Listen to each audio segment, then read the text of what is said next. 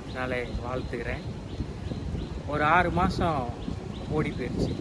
இந்த 6 மாதத்துக்கு முன்பதாக ஜனவரி மாதம் இந்த வருஷத்தோட ஆரம்பத்தில் நிறைய வாக்குத்தத்த வசனங்களோட தீர்க்க தரிசன வார்த்தைகளோட இந்த வருஷத்தை ஆரம்பிச்சிருப்போம்.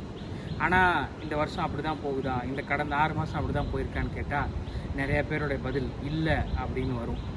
இன்னும் சொல்லப்போனால் இந்த தீர்க்க தரிசன வார்த்தைக்கு ஏதுவாக இல்லைனாலும் பரவாயில்ல, இந்த வாக்கு தத்தங்களுக்கு ஏதுவாக இல்லைனாலும் பரவாயில்ல, அதுக்கு எதிராக நிறைய காரியங்கள் நடைபெற்றதை நான் நிறையா கேள்விப்பட்டிருக்கேன்.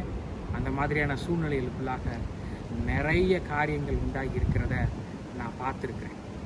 அப்பேற்பட்ட ஒரு சூழ்நிலையில் தான் அடுத்த 6 மாதம் தேவன் என்ன செய்ய போகிறாரு, நம்ம வாழ்க்கையில் தேவன் எப்படிப்பட்ட காரியங்களை செய்ய போகிறாருன்னு சொல்லி அவர் சமூகத்தில் காத்திருந்தேன். எங்கள் வீடு எப்படின்னு பார்த்தீங்கன்னா சுற்றி புதர்கள் நிறைந்த ஒரு இடமா இருக்கும். அதனால் இந்த பாம்பு, நாகப்பாம்பு, விரியன் பாம்பு இதெல்லாம் அடிக்கடி பார்க்கலாம். ரோடை கிராஸ் பண்ணோம், பக்கத்தில் வரும். ஏன் நீ பக்கத்து வீட்டு நாயை கூட அந்த பாம்பு கடிச்சிருச்சு. இந்த மாதிரி ஒரு சூழ்நிலை இருக்கும்போது திடீர்னு ஒரு நாள் நான் தேவனுடைய சமூகத்தில் காத்திருக்கும்போது வீட்டை விட்டு வெளியே போகலான்னு வந்தால் ஒரு கீரி பிள்ளையை நான் பார்த்தேன். இங்கிலீஷில் மங்கூஸ்ன்னு சொல்லுவாங்க. இந்த மங்கூஸை பார்த்த உடனே தேவன் என்னோடு கூட ஏதோ பேச விரும்புகிறாரு அப்படின்றத நான் புரிந்து கொண்டேன். அப்புறம் தான் புரிஞ்சிச்சு இந்த கீரிப்பிள்ளையுடைய வேலை என்னன்னு கேட்டிங்கன்னா, எங்கெங்கெல்லாம் பாம்பு, விஷப்பாம்பு இருக்கோ அந்த பாம்பு நிறைந்த பகுதிகளுக்குள்ளே போய் அந்த பாம்புகளை வேட்டையாடி திங்கிறது தான் இந்த கீரிப்பிள்ளையுடைய வேலையை. அதோட டெரிட்டரிக்கு போய் அதோட பகுதிக்கு போய் அவைகளை மேற்கொள்கிறது அந்த கீரிப்பிள்ளையுடைய வேலை. அப்போ எனக்கு புரிய ஆரம்பிச்சிருச்சு, இந்த அடுத்த மாதம் என்ன, நம்ம எப்படி ஜெபம் பண்ணணும், எப்படி நம்மளுடைய வாழ்க்கை இருக்க போகுது, தேவன் எதை செய்ய போகிறார் அப்படின்றது புரிய ஆரம்பிச்சிச்சு. அப்படி யோசிச்சு கொண்டே இருக்கும்போது பைபிளில் ஒரு நபர் ஒருத்தர் ஞாபகம் வந்தார். அவர் பேர் பெனாயா. இந்த பெனாயா என்பது தாவீது ராஜாவுடைய ஒரு போர்ச்சேவன். தாவீது ராஜாவுடைய அவனுடைய போர்ப்படை தளபதியில் ஒரு முக்கியமான ஆள்.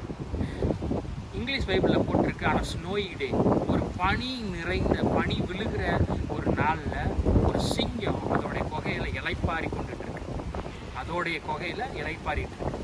இந்த பெனாயா இதை கண்டுபிடிச்சி அந்த சிங்கத்தின் மேலே விழுந்து அந்த சிங்கத்தின் வாயை கிழித்து அந்த சிங்கத்தை பீறி போட்டு அந்த சிங்கத்தை கொன்னுட்டார். நாம் இதை தான் செய்ய போகிறோம். பிசாசு நம்ம இடத்துலேருந்து திருடி கொண்ட காரியங்களை, பிசாசு நம்ம இடத்துலேருந்து எடுத்துக்கொண்ட காரியங்கள், அது சுகமாக இருக்கலாம், அது பணமாக இருக்கலாம், அது உறவாக இருக்கலாம், அது உங்களுடைய சந்தோஷமாக இருக்கலாம், எதுவாக வேணாலும் இருக்கலாம்.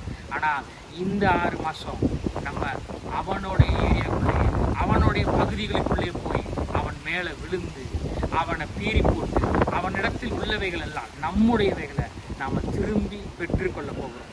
இது பெனாயாவின் காலமாக இருக்குது. அப்பேற்பட்ட அபிஷேகம் உங்களுடைய உள்ளான மனிதனுக்குள்ள இருக்கு.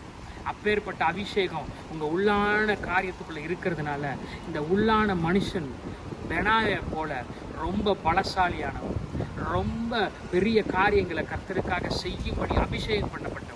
நான் இப்போ பேசுகிற இந்த வேலையில் அப்பேற்பட்ட அபிஷேகம் உங்கள் மேல் வருவதாக.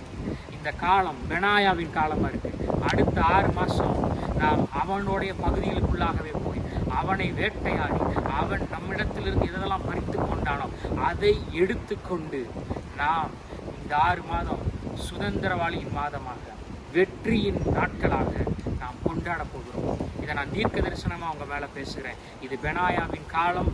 அவன் மேலே விழுந்து முறியடித்து, எதிரியை முறியடித்து அவன் பிடுங்கி கொண்டது எல்லாவற்றையும் நாம் திருப்பி எடுத்துக்கொள்ள போகிற நாட்களாக இருக்குது. இயேசு நாமத்தால்